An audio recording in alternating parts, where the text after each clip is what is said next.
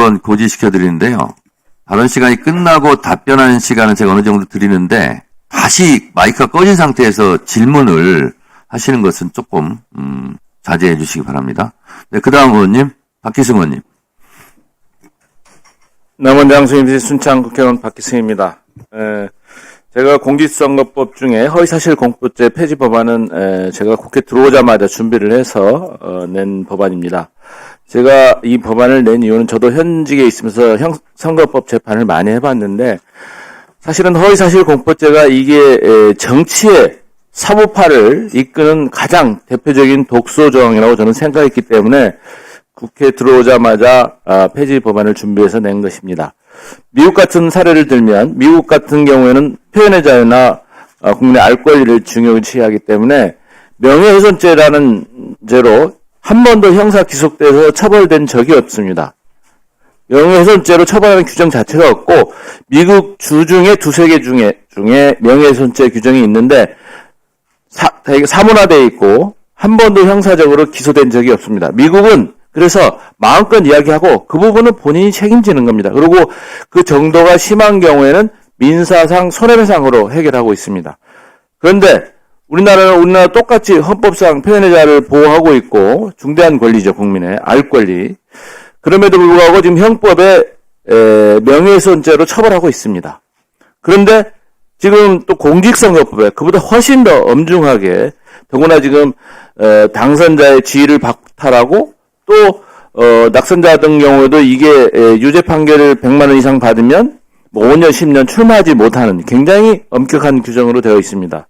이것은 어떻게 보면은 지금 대법원에서도 돈은 묻고 말은 푼다는 그런 전체적인 흐름과도 맞지도 않고 지금은 언론이 특정 매체 몇 개뿐만 아니라 본인이 SNS로 모든 이야기를 다 반박할 수 있는 세상이 됐기 때문에 굳이 정치의 사법화를 부추기는 이런 조항을 둘 필요가 없다. 이게 제가 이 발의한 주요 논거입니다.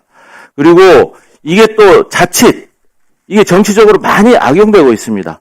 당선자뿐만 아니라 낙선자를 더 이상 출마 못하기 위해서 고소고발이 남발되고 있고 심지어 지금 윤석열 전 대통령하고는 대선 기간에 엄청난 허위사실을 발언했음에도 한 번도 조사받지도 않고 기소되지도 않았습니다. 그렇지만 낙선자인 이재명 지금 후보 같은 경우는 엄청난 조사를 받았고 또 기소까지 된 형편인데 그래서 이런 부분들이 이제는 개정할 때가 됐다 해서 제가 이 법안을 낸 것이고 다만 지금 이 법안 중에 특히 이제 행위 부분이 가장 문제가 많이 되고 있는데 신정원 의원이 발의한 것은 아마 그런 부분에 한정된 걸로 알고 있습니다. 어쨌든 뭐 이것은 어쨌든 토론을 통해서 어느 범위까지 개정할지 폐지할지 정해지겠지만 그거 아울러 지금 당선 무효 기준도 저는 100만 원에서 1000만 원으로 상향해야 된다. 이게 국민 법감정하고도 안 맞습니다.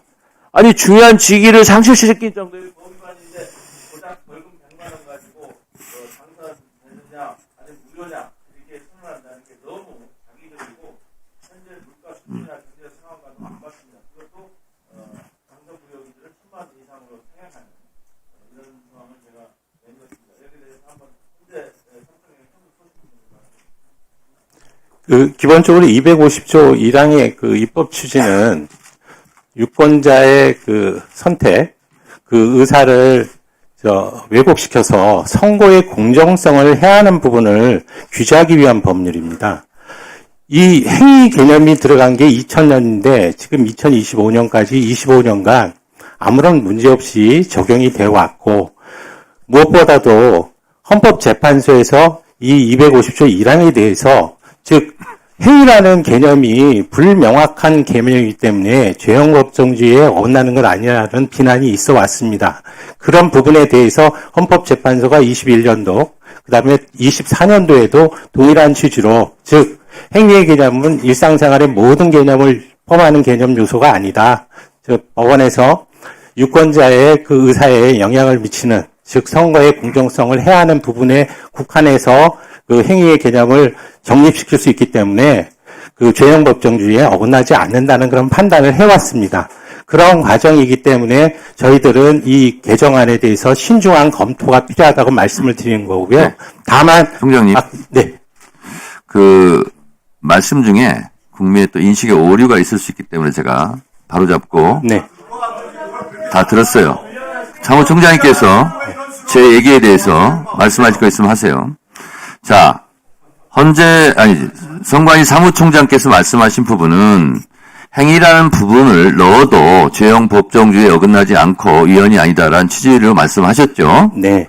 자, 근데 이것이 20년 전에 들어갔다면서요. 그러면 행위라는 말을 빼더라도 위헌은 아니라는 거잖아요. 그렇잖아요. 네. 맞죠? 그리고 죄형 정책적인 법정주의에 사항입니다. 네. 어긋나지 않지 않습니까? 네, 입법 정책적인 사항을 그렇다면 말씀드렸습니다. 이 행위를 넣고 안 넣고는 국회 입법 재량 아닙니까?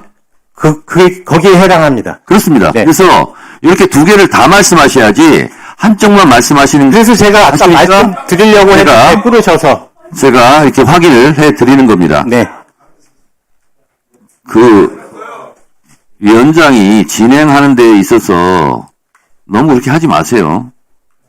위원장이 말하는 중간에 들어와서 우리 앞에 숨어가면 말을 맞게 만들고 이렇게 하는 거 하지 마세요. 지금 제가 불리한 내용을 유도했습니까? 양쪽에 반쪽짜리 진실만 있으면 안 되잖아요. 그래서 양쪽을 제가 듣기 위해서 말한 겁니다. 유성범 간사님 오늘 러버스 합니다. 너무. 왜 그러세요? 유난히 심하다는 오늘 아름다운 무엇이세요? 응? 로봇은 한국어로 뭐예요? 알아서 찾아서 한번 얘기해보세요. 자, 그리고 위원장에 대해서 자꾸 진행에 대해서 말씀을 하시는데 여러분들도 박희택 의원님도 재선 3선 하면 위원장 할 거예요. 근데 지금처럼 하면 못할 가능성이 높습니다. 그러니까 자제하시고 위원장이 하는 것을 잘 보고 배우세요.